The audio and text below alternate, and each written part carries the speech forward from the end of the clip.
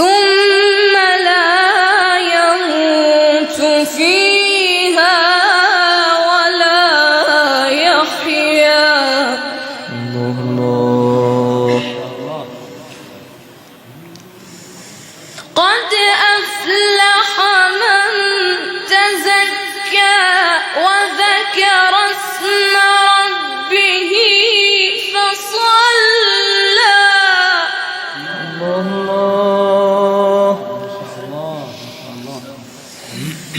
بل تؤثرون الحياة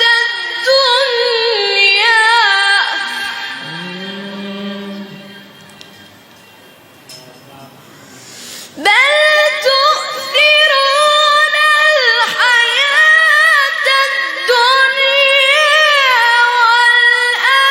والآخرة خير وأبقى. إن هذا لفي الصحف الأولى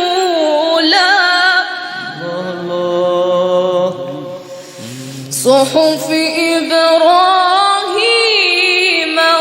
وموسى.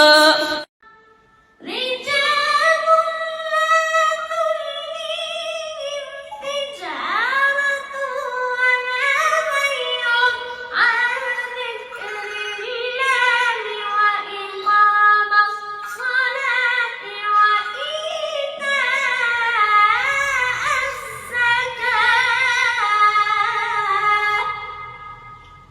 يخافون يوما تتقلب فيه القلوب والأبصار ليجزيهم الله أحسن ما عملوا ويزيدهم من فضله والله يرزق من يشاء